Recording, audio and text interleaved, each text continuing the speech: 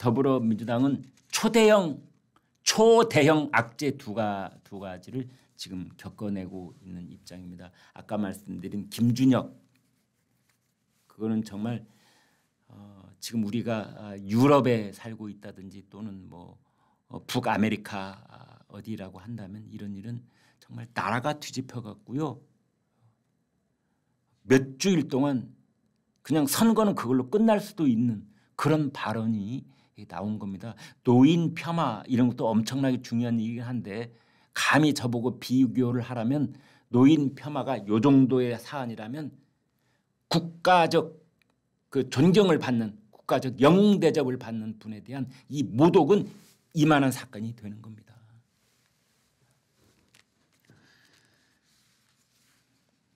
지금 양문석 그 이른바 아직까지도 언론은 편법 대출이라는 표현을 쓰고 있는데 또 일부에서는 야 그게 어떻게 편법이야. 불법 사기 대출이지. 지금 그러고 있거든요. 그래서 아마 며칠 사이 하루 이틀 사이에 언론에 이 사건을 부르는 호칭이 바뀔 가능성은 있습니다.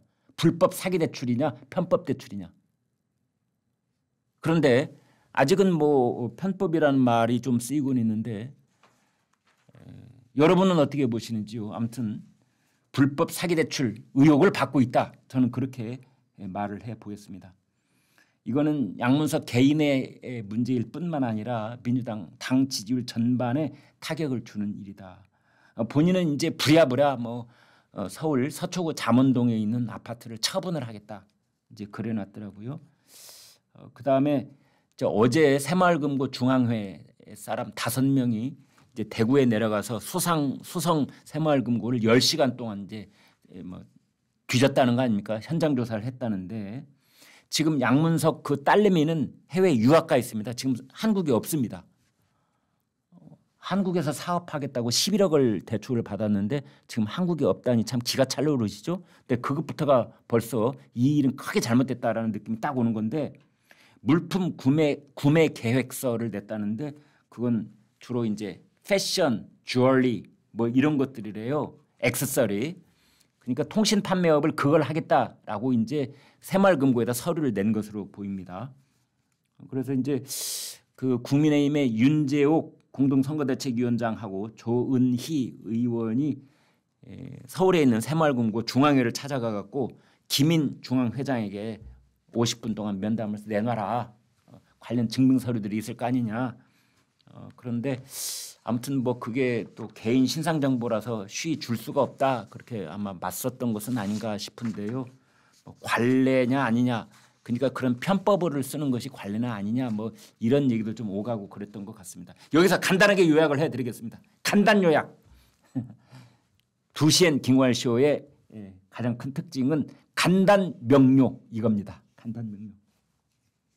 첫 번째 새마을금고에 가서 돈을 빌리려고 하는데 집을 살려고 돈을 빌리려고 한다면 부동산 매매 계약서 뭐 집에 대한 등기부 등본 뭐 이 돈 빌리기 전에 이미 담보로 저당 잡힌 것이 있는지 근저당 설정이 돼 있는지 여부 뭐 이런 것들을 보잖아요. 인감증명서 등등.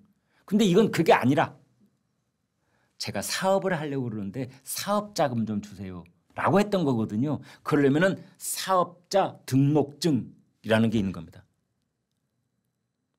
자, 그거. 그 다음에 사업자 등록증을 해가지고 돈을 이제 대출을 받은 다음에 그 돈을 대출을 받으면 어디다 썼다라는 것을 또 증빙서류를 내야 됩니다. 3달 안에. 그러면 그 돈을 대출을 받았으면 사무실을 임차하는 데 돈을 썼는지 자동차를 하나 샀는지 여기 액세서리 같은 것을 샀는지 물품 구입 영수증 물품 구입 거래 내역서 같은 걸 내야 되는 거 아니에요? 그러면 물품을 구입했다 그러면 물품을 판 쪽이 있고 산 쪽이 있으면 양쪽 당사자가 이것도 있는 겁니다. 영수증이 있으면 그러면 상대편 거래처가 있는 거 아니에요? 거래처 내역서, 거래처 상호명, 거래처 그 상호의 대표자, 전화번호 꼼짝 못하게 돼 있습니다. 우리 지금 제도상으로 봤을 때는. 그다음에 판매 기록. 이 아가씨가 돈을 11억을 빌려가지고 사업을 했으면 그동안 액세서리를 팔든 뭘 팔든 통신 판매를 했다고 사업자 등록을 했다면 실적이 있어야 되는 거예요. 실적이. 아무튼 그런 것들이 현재로서는 없는 것 아니냐 이런 의혹에 휩싸여 있는 거죠. 그래서 이것은 불법 사기 대출의 의혹을 받고 있는 거고 거기에 적용될 수 있는 그 혐의는 사기죄, 사문서 위조, 그다음에 새마을금고라는 그 금융기관의 영업을 방해한 업무방해, 그다음에 11억에 대한 한 달 이자가 365만 원이 나가는데 그걸 엄마가 대신 내줬다면서요. 조세포탈 등등등등등이 지금 여기에 몰려있는 겁니다. 사기죄, 업무방해, 조세포탈, 사문서 위조. 이거는 양문석 후보가 집을 처분한다고 끝날 일이 아닙니다. 새마을금고라는 엄연한 금융기관을 상대로 사기 행각을 벌였다면 누가 고발을 하든 안 하든 사정당국은 이거 수사해야 되는 거고 수사 결과 그 증거가 나오면 그거에 의해서 기소를 해야 되고 재판을 받아야 되는 겁니다. 이거는 양문석 후보도 재판의 대상이 될 수도 있거니와 그 딸도 우리가 뭐 대학생 딸 그러면 뭐 이거 뭐 어린아이 취급할 그런 게 아니에요. 이미 20살이 넘었으면 22살인가 그렇게 일단 보도가 된 바 있는 걸 제가 봤는데 성인인 겁니다. 성인은 자기 행동에 책임을 져야 되는 거예요. 사업자 등록증 양문석이라고 적혀 있지 않고 이 딸 이름 적혀 있을 거 아닙니까? 그 사업자, 그 사업체의 대표가 딸 이름 되어 있을 거 아니에요. 그럼 자기의 사기 행동에 대해서 딸이 책임져야 되는 겁니다. 이 사람 귀국해서 수사받아야 되고 처벌받아야 되는 겁니다.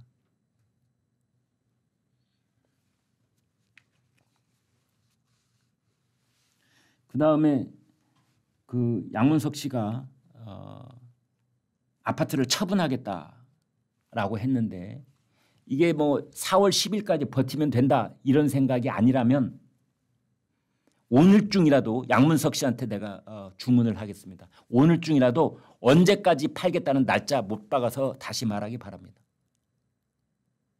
아니 처분하겠다니 언제?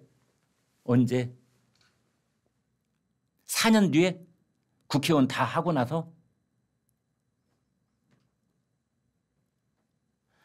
이런 정치인들이 부동산을 논란이 됐던 부동산을 처분하겠다 하면서 차일피일 미루는 방법이 있습니다. 뭐냐면 시세보다 높게 내놓는 거죠. 가령 이 아파트가 지금 현재 40억이다 하면 45억쯤에 내놓는 겁니다. 안 팔리죠 당연히. 그러면 기자가 와서 물으면 그렇게 대답하는 거죠. 팔려고 우리가 내놨는데요. 아직도 구매자가 없어서 못 팔고 있습니다. 나도 하루빨리 팔고 싶은데 구매자가 없어서 못 팔고 있습니다. 왜 안 팔립니까? 단 1원이라도 낮춰서 내놓으면 금세 나갑니다. 금매물이란 말이 왜 나옵니까? 이런 경우가 금매물이죠. 그래야 진정성을 우리는 1이라도 알 수 있겠다 이런 겁니다. 또 하나는 그러니까 팔겠다는 날짜를 못 박아달라. 언제까지 팔겠다.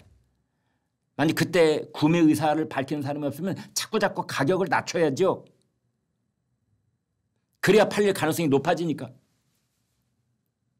우리나라에는 모든 부동산 물건들은 대부분 안 팔린다고 할 경우에는 집주인이 높은 가격에 내놨기 때문에 안 팔리는 겁니다. 시세보다 조금만 낮아도 금방 와요. 입질.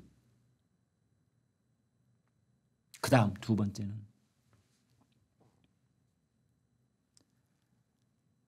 낙선돼도 팔 건가요?